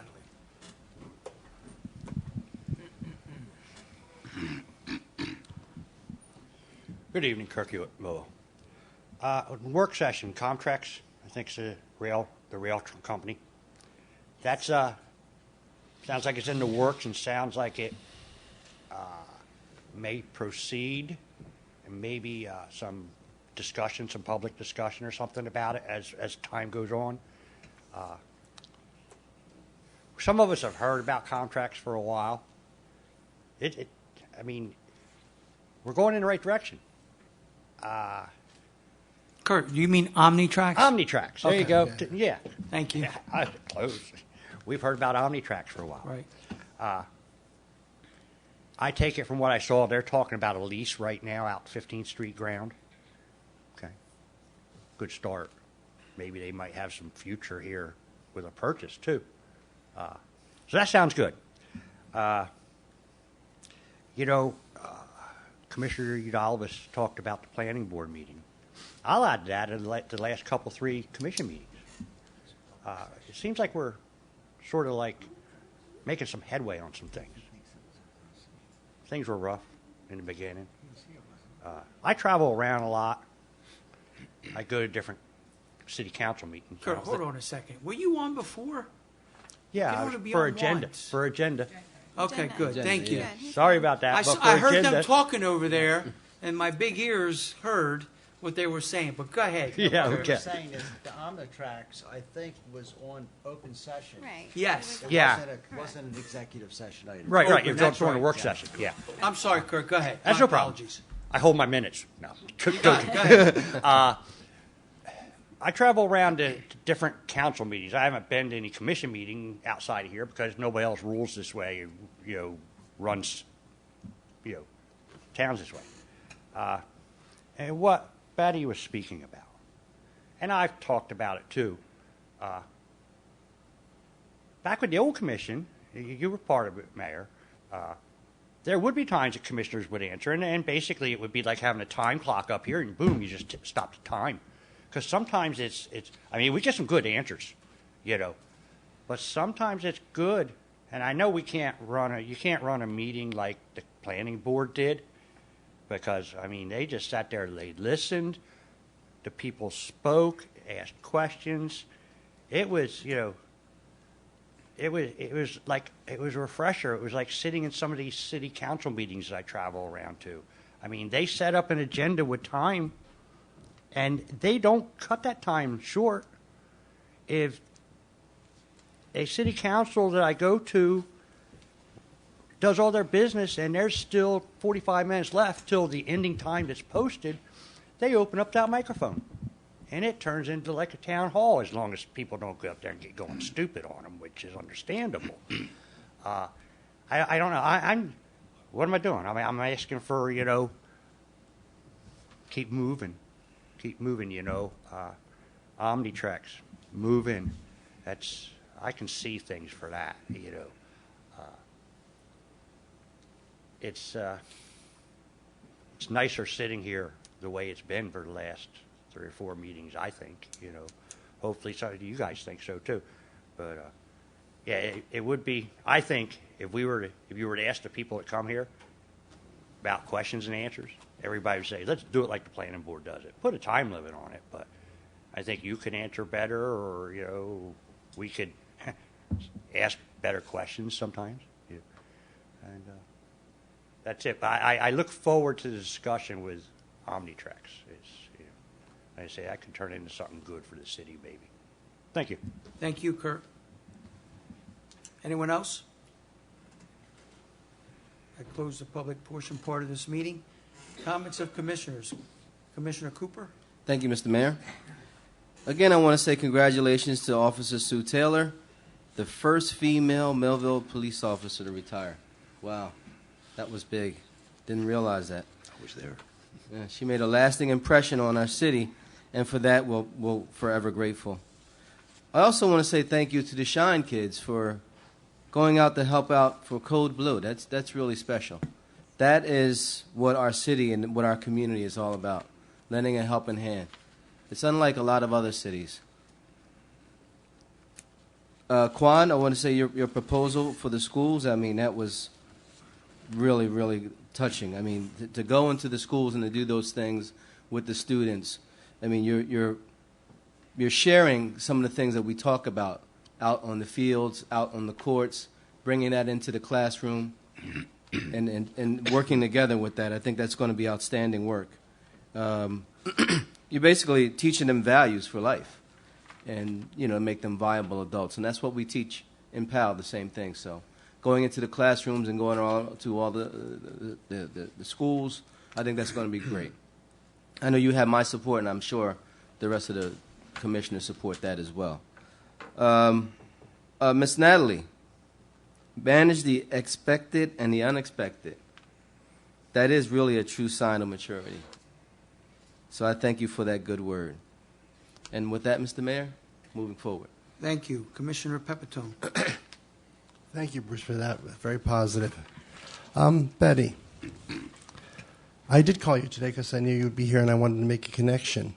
You didn't mention, though, that last week when you went here, the week prior, I contacted Officer Sills, and I believe you removed 3 cats from your property.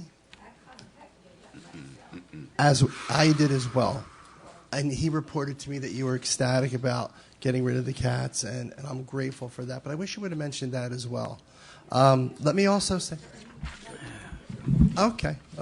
I made a phone call, okay, and I will not be out there collecting cats at your property. I can tell you that. In addition, Go ahead, Commissioner. In addition, you said my due diligence was to contact different municipalities to find out what they do. That's not my job. My job is to oversee it. But what I can do is offer support to say, if you want to be part of the solution, let's get together and get some people together that have this interest to say, how do we address this problem? And with a bunch of people together saying, let's come up with an idea, maybe we'll get there. Okay? Thank you so much for that, though. Kurt, you brought up the tax situation, and you told us how much you pay per week. And I've never looked at it that way, but it is a huge number, and it is disheartening. Taxes are part of what we have to do, but you, ma'am, brought up the fact that you're a personal finance teacher, and you teach your students about finance. Well, first of all, this is not personal finance. This is a finance with so many aspects that come into play that we don't have control, we don't have the autonomy as an individual managing their personal finances we're due. Some of the things that come into play are salary increases, increased insurance costs, reduction in ratables. The value of our ratables last year is less than this year. So there's a lot of things that come into play, and I'm not being critical, I'm just trying to foster greater understanding. In addition, past commissions have chosen not to increase taxes, and guess what? They did the will of the people. The people said, we don't want to raise taxes, and they did what you guys wanted. Unfortunately, the way that you can operate a government is by doing that. If the revenue isn't coming in like you said, you have to use surplus. Well, we're at a point where the surplus isn't there, and there's a lot of other factors that have come into play that are going to cause a tax increase. And again, I'm not being critical at all. I just want people to understand that this is a huge problem. The best solution is going to be to increase ratables. And that's something I think we've all worked on. We're looking together at Commission. When you make comments like you've taken it all or you can't have it all, it's not you, it's us. We're all part of this community. We don't take tax dollars home with us and do whatever. We do our best to manage it. And I just wanted to make it clear that with this next tax increase, we're going to look to do what we can do and then moving from there to make it better. I mean, as I said before, we don't have autonomy to control the factors that face the and if you want to talk about how to cut, I mean, you're a public employee. Do we freeze teachers' salaries? I'm a teacher as well. Okay. Do we cut teachers? I mean, the solutions aren't that simple. And again, I'm not being critical. I'm trying to address what you are, but I want you to look at the picture is a lot larger than a simple solution. And with that, Mayor, again, please don't take criticism off that. I just wanted to explain myself in the situation that this commission faces. Thank you, Mayor. Thank you. Commissioner Dalvis. Thank you, Mr. Mayor. In response to Mr. Hewitt's comment regarding OmniTrax and with it being a public discussion, we are very much so in the very early stages of discussions with OmniTrax. As a matter of fact, today's endeavor was to find out from the Commission whether or not any of the departments would have any apprehension in moving forward in those discussions. So with the planning department as being the point of contact, it has been the goal to make sure that this is presented in public forum first and foremost so that the citizens and the residents of Millville can know what to expect. It is definitely a welcome addition to see that railway operations have resumed, that we're hoping to see them expand. So in terms of this becoming a public discussion, in as much as it's not in any way an exemption of with contract negotiations, we will make sure that this is something that is presented in open public session, preferably as a work session as things progress, and then, of course, into regular meeting as resolutions move forward or purchase and sale agreements or possible lease agreements also begin. But yes, we are very much in the preliminary stages. As a matter of fact, as mentioned before, with the one sketch and the one diagram, it did not take into account the impound site lot. So that was one item that definitely needs to be addressed, and one that, hopefully the city of Millville will continue to be a highlight that OmniTrax will hope to develop and will hope to expand. And that's also our hope as a city. In regard to Ms. Monteleone's question regarding the land use plan element, in terms of, while the report was very objective regarding some of the findings from the planning board, I must say that I myself as a commissioner, having seen the process now in its very early beginning stages, it's helpful to note that the land use plan element has stemmed from the master plan reexamination of 2012. And I know that when Chairman Gallagher had mentioned his comments regarding the history behind this planning board, he has in fact been a very, very pivotal stakeholder in the process itself. So if I may, while our public is also welcome to view this document online, I'll also leave the trail of how to access the document through the city website of www.millvillenj.gov. Beneath Departments tabs, Public Affairs, Planning Department, both the Master Plan Reexamination of 2012 and the New Jersey Land Use Element of January 2017, which was specifically published on January 9th, 2017, are uploaded as documents that we can access as links. In order to provide a history behind the land use plan element of 2017, the City of Millville Planning Board at the time consisted of the following members: Robert Gallagher Jr., Chairman; Todd Oliver, Vice Chairman; Michael Santiago, Mayor; Lynn Pareca Campari, Class 3; H. George Mitchell; Natalie Chestnut; Larry Malone; Edward Kasuba; Wayne Carignato, Class 2; Kimberly Carty, Alternate 1; and Larry O'Donnell, Alternate 1. In conjunction with local planning services staff, the study was created and was published in order to create the land use plan element, with the working committee members consisting of the following: Sarah Birdsall, professional planner; Todd Oliver; Brock D. Russell, Esquire; and Samantha Silvers. In order to provide a context, when this commission did take office in January of 2018, the plan for the draft zoning ordinance was already well underway. Sarah Birdsall, professional planner, had initiated the document stage, had several drafts of the document, which of course is very lengthy, and the objective being that with the new land use plan element, to provide a draft ordinance that would be user-friendly to those who would be hoping to initiate applications at the planning board level, and also for developers and for even legal consultants of those developers who would be able to access those documents, find the resources that they need to make sure that they have conditional and permitted uses, that they have all of the resources to know whether or not their application is viable under a permitted or a conditional use immediately. That was one of the objectives of the land use plan element being implemented through the draft zoning ordinance. I have spoken with my department, especially following the planning board, and there were a few items that were most certainly highlighted as being priorities.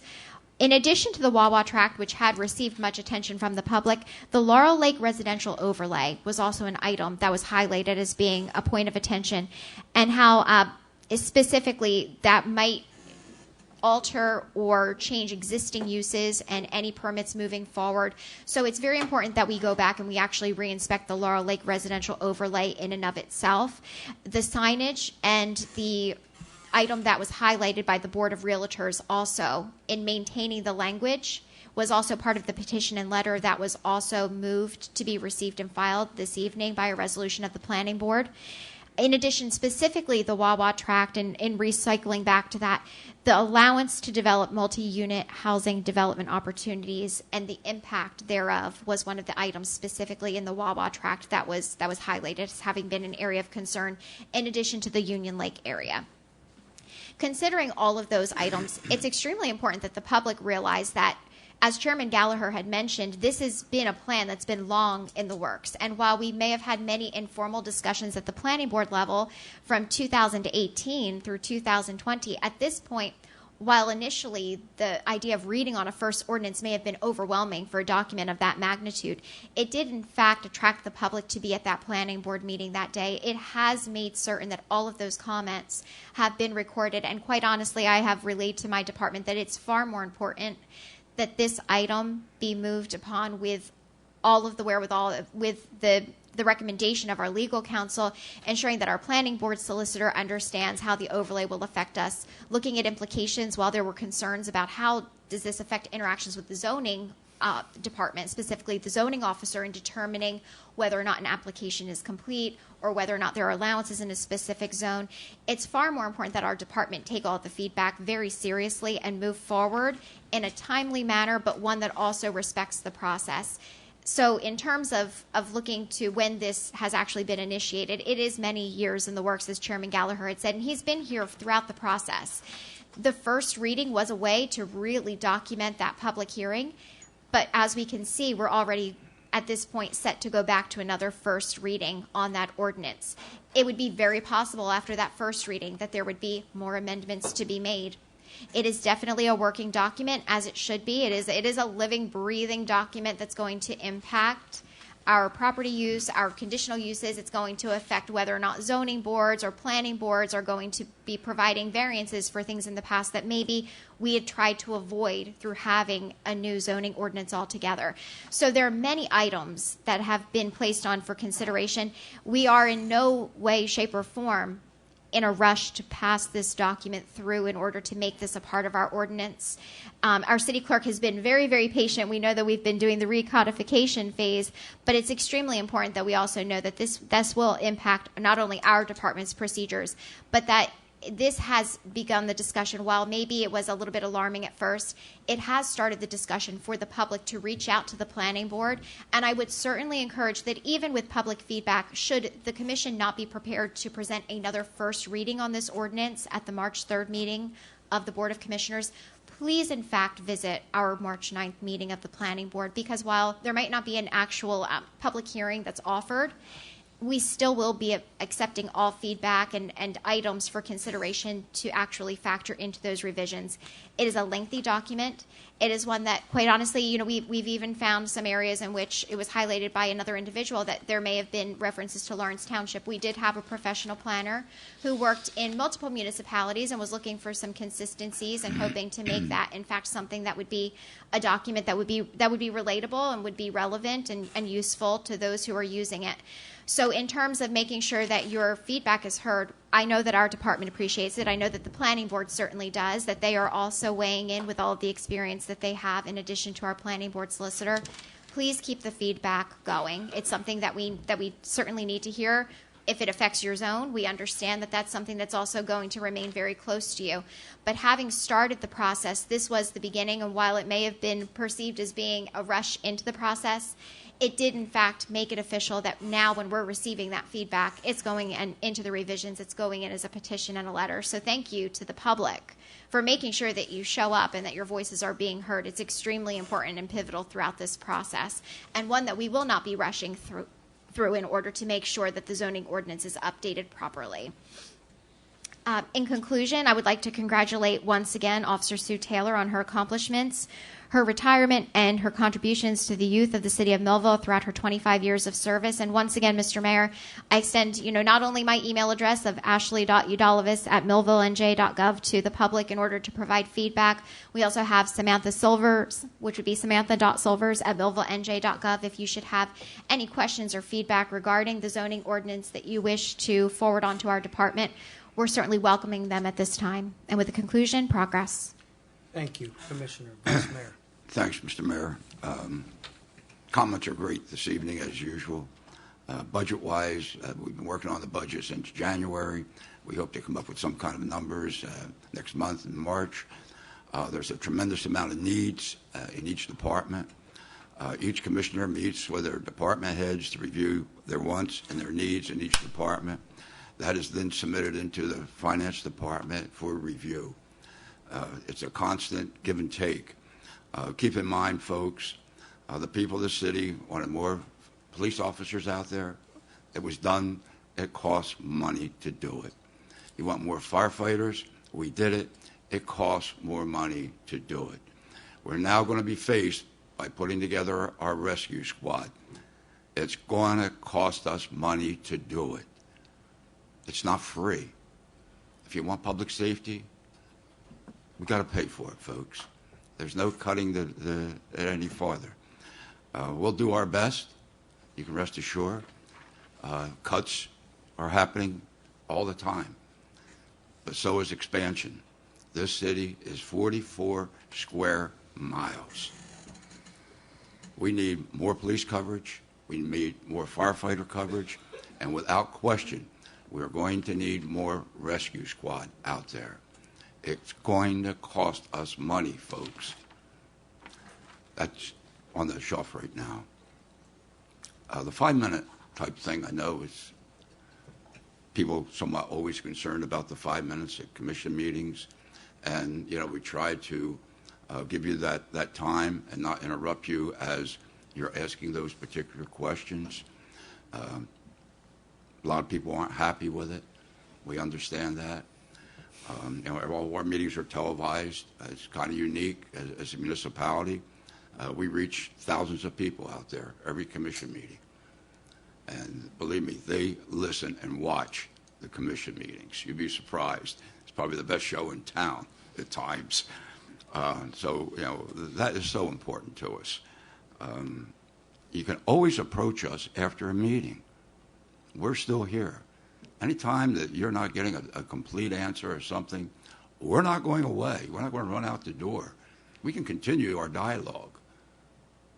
So I encourage people to do that. We're not going to run away because whatever time it is. If you still want to talk to us, we'll stay here. As long as my voice holds up, I'll stay here and talk to you. I got that out of the way. But something's really dear to my heart is Holly City Midget Football League. Okay?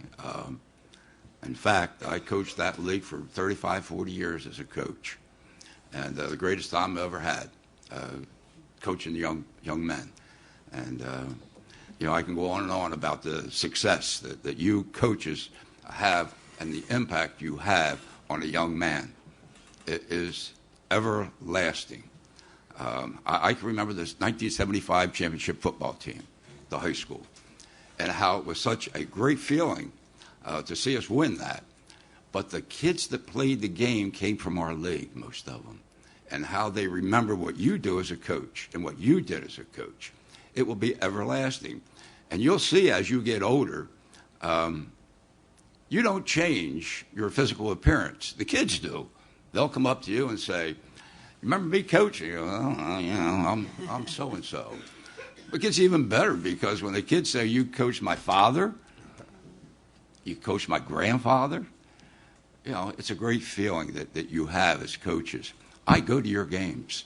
You may not see me. I watch how you guys work with the kids. Amazing, amazing what you preach to those children, those young men. Not just the football itself, a way of life. The good, the bad, the ugly. And I commend all you folks, the hard work that you do. You are making an impact in our community. I can see it in the young men. I do high school football games, the color commentator for 35, 40 years, except this past year I had a little bit of a problem. But to see the kids from the Midget League come through and able to talk about them and see how they mature as a young man and go on to college. Some went to the pros. But to get to college, how important that is to our young people. The only way they can go, in many cases, is scholarship, whether it's football, baseball, soccer, tennis, whatever the sport is in the high school and on our youth leagues. You make a major impact as volunteers. You don't get paid for it. And you're out there doing it every day. And you and the coaches and the leagues in the city, I can't say enough about you all. The POW organization, major impact in this community, folks. Holly City Development Corporation, major impact in this city. All volunteers. Hundreds and hundreds of volunteers. You won't see them here at a meeting. You won't see them here. They're out there working every day. And the Holly City Midget Football League is close to my heart. I remember coaching in back of City Hall. Crazy down there. Ice on the field. We moved to the lake. We played at the lake. Then we went out to the landfill. And now you're at Lakeside. Great complex out there. I know I get carried on, but youth sports is very close to me. Very close to me because I know the impact you folks make to a young man or a young girl out there. So I just want to commend you. I'm a major supporter. I get to your games. You don't see me. I'm there. Because I like to talk about the kids when they're in high school. I remember them so-and-so. So, I just want to thank you very much for your time and your effort. And I'm always available anytime you need me down there, okay? I just want you to know that. My voice is going, so I'm going to leave it at that. Thanks. Thank you, Vice Mayor. So good news. First week of March, we get our new trash trucks. March 16th, we get our cans delivered. And on the same day, they'll be delivered to your residence. will be delivering to approximately 93,700 residents within the city of Millville. Along with that, you'll have some information, some instructions of what you're going to do with those. So we're moving on with our trash collection. With our new carts, I call them trash cans in front of some representatives, and they corrected me. They are carts. So be prepared, because April 1st is when we start, and you'll have those carts, and the city will look a little bit nicer with our blue, orange lid cans, okay, which are approximately, I think they're 96 gallons. So that's coming in the near future. So be prepared. March is in what? Right around Another the week, corner. 2 weeks? Yeah, It's coming along. So, again, like every commissioner, we had some great questions tonight, and we really appreciate it. I know that some of you, and I'm not going to pick her out, but the lady back there in the white, Betty Monteleone, she hates when I stop her for those 5 minutes. But that's what we do. That's the plan that we have. We all agree to it, and that's what we're going to do. It's no disrespect. And believe it or not, I always give people a little bit more extra time. Kurt is the biggest violator, okay? But we give people extra time because we understand that you're very passionate and you want to give out what you have inside. So I'm okay with that, Betty. Don't shake your head. So the fact of the matter is that we will try to do the best we can to accommodate you. I think Commissioner Udalvis did a fantastic job addressing your issue. I think Commissioner Pepitone did a great job saying what he had to say. So that is what it is. Can I have a motion to adjourn? So moved. Second. This meeting is adjourned. Thank you for coming. Everyone have a safe trip home, please.